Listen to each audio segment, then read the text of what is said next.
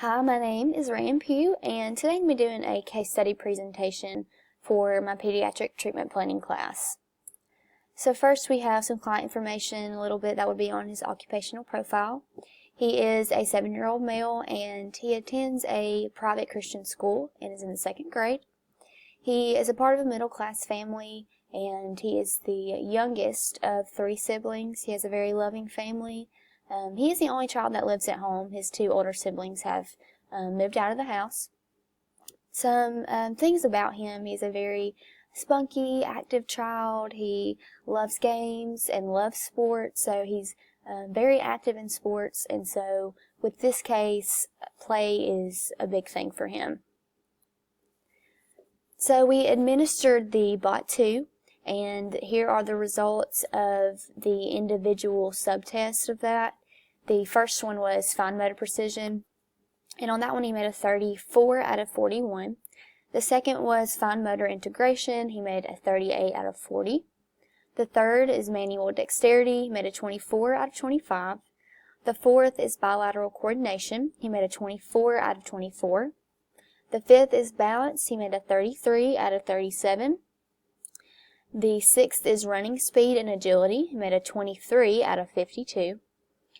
The seventh is upper limb coordination, and he made a 31 out of 39. And then the last one is strength, and he made a 26 out of 42. So in total, his motor composite score was a 61. Some appropriate milestones for him, again, his age is 7, so some things that would be appropriate for physical growth and his motor development by this age: should have a good grip on hand-eye coordination and balance as well. As far as his language and cognitive development goes, at this point you should have a good sense of time. You should be able to comprehend hours, days, weeks, months, and years, as well as all the 4 seasons. And then also at this age, the learning style should be really evident, whether they learn better visually, or they learn better by listening, or they learn better using their hands, hands-on things. They learn better alone or in a group. So that should be evident at this age. And then also math problems, the simple math problems, they should be able to comprehend and able to do. And then even objects come into play with math problems now, more complex problems with objects. The social and emotional development here, the child-parent relationship, they start to build trust with their parents, and then as well as their peer relationships in school. They start to build more relationship with their peers. And then as well at this age, they start to become really self-critical. They start to think that I've got to be perfect, I've got to excel in everything that I do, and so once they fail, they become really self-critical, and they start to realize their faults, realize their right and wrongs. And then as well as they have really strong emotions and reactions to things at this age too. So we're going to have his goals, and there are 3 of them. And so the first one is he will demonstrate age-appropriate gross motor skills spontaneously during play on about 80% of occasions by the time that he is discharged. The second one, he will demonstrate age-appropriate tasks requiring motor planning combinations of gross motor, fine motor, and then combinations of both of them as well, as needed for his play, ADLs, and school success, also on 80% of occasions by the time he's discharged.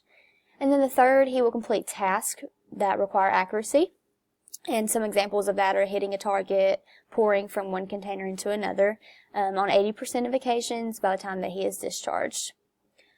So we're going to have 5 treatment sessions here for him. And so for the first one, we're working on his first goal, which was the gross motor skills spontaneously during play, and then also his third goal, which was accuracy. And so here are a couple of activities that I decided to utilize during this 30-minute session. And for the first one, we're really going to focus on his gross motor, and I decided to do an obstacle course with this. You can throw so many things in an obstacle course that really work on gross motor. So, the first thing he would do is jump 5 times on a trampoline, then run across the balance beam, slide down the slide, crawl through the tunnel, stuff like that. So those are some things that he would do. In some ways you can adapt an obstacle course or grade it. You know, you can throw things in there to make it harder, throw more activities in it, or even take some out if it was, you know, too complicated for him. And then as well as the obstacle course, you also have the noodle javelin. And the noodle javelin really works, I mean, it works on gross motor too, but we're focusing here on accuracy. So with this, the picture on the right here, it is really just noodles, and you cut them in half, and you can make a target out of one, and then the other one is the javelin.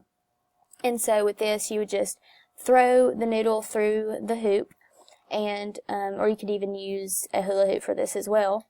And a way to grade this or adapt it, you know, you could stand closer if it was too hard, you could back farther away, or even just move the target. And with this, the ring is a little bit smaller with the noodle, so if it was too hard, you could, like I said, use a hula hoop, which would be a bigger target for him to throw through. So for the second session, we are focusing on his second goal, which was the motor planning combinations, the fine motor, gross motor, and then the combinations of both. And for the first activity I have here, it's called Laundry Basket Skee Ball. And this is really cool. It's a really neat way to focus on his gross motor planning. And with that, he would just take the ball from one basket and roll it up the ramp here and try to make it into the 50-point or the 100-point basket. So that just works on that gross motor, you know, planning, trying to get the ball into one of the baskets. And then for our fine motor planning, I have on here Q-tip painting. And this, you know, you just get your paint colors out and your Q-tips on one side, and then, you know, he could have a piece of paper and he could have, you know, free reign to draw or paint whatever he wants, or he could trace something on a sheet of paper like a coloring page, or I could even tell him, you know, what to draw, so he has to really think and plan what he is drawing with that. And the fine motor obviously works with that grasp, having to pinch the Q-tip. So for the third session, we are back to working on his first goal and his third goal. And so with these activities, I decided to do another really cool invented activity called balloon tennis. So with this, you know, all you need is a basket, some balloons, and a fly swatter. And this works on the gross motor and his accuracy. So with this, you know, you just throw the balloon up in the air. You know, he could do it, or I could throw the balloon up in the air, and then he would try to hit the balloon with the fly swatter and make it into the basket. So with this, you know, if you wanted to make it a little bit easier, you could do more than one basket, or, you know, if you wanted to make it harder, you could just do one small basket, or even one big basket, just depending on how he does the first time with the game. And then, again, I decided to do an obstacle course here just to kind of grade and see how he does adapting it. You know, I'd put more things in the obstacle course, you know, I could time it and see how he does with that, or say we're going to try to do it all the way through 5 times, or, you know, however many times, and just see how long he can go with that and see if he can push all the way through with it. And that also, again, works on gross motor. So for this fourth session, we are working on goal number 2, which was the motor planning. And some things that I want to do here was utilize a hammock swing. And these are really neat. I put him on his belly on the swing, and, you know, it swings back and forth to left and right. And so you can do some activities with this. So that the swing part works on the gross motor planning, and then you can use fine motor planning. You put an activity in front of him. Like, say you have small blocks on his right side, and you tell him to pick one block up at a time, and you have to stack the blocks up on the left side. So you have to swing to the left and stack the blocks up. So that really works on the combination of both of them. And then here I have an image here that shows this felt button pizza. There's also felt button sandwiches. There's a lot of cool felt button objects that you can use. But this really works on the fine motor planning. So, you know, I'd have him take each of the toppings off. He had to unbutton all the toppings, and then once all the toppings are off, he would have to take each of them and button them back on, you know, where he wants to place them on the sandwich. So that works on that fine motor planning. And then for the 5th session, for this one I decided to incorporate all 3 goals here. So I've got a couple of activities that we would use. So for the first one, I've got Play-Doh, and it doesn't have to be just Play-Doh, and it could be any kind of the putty, or they've got the varying ranges of putty that goes from like soft to medium to hard, just depending on what he needs. That really worked on his fine motor. He has to use his hands, and I could put objects in them like small beads or rocks or anything that we've got in the room, put inside the Play-Doh, and he'd have to find all of them, pick them out, and then put them back in. So that works on fine motor. And then I had an idea for a stacking game. And a stacking game can be used for really, many objects. You can do blocks, or here I have cups. I thought cups is a really neat idea. You've got to stack all the cups all the way up to the top and, not let it fall over.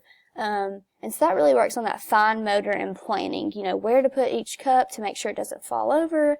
And even at the end, you can stack them all up and put them all together in one section, and then you pull them out and start again. So that's a really cool stacking game.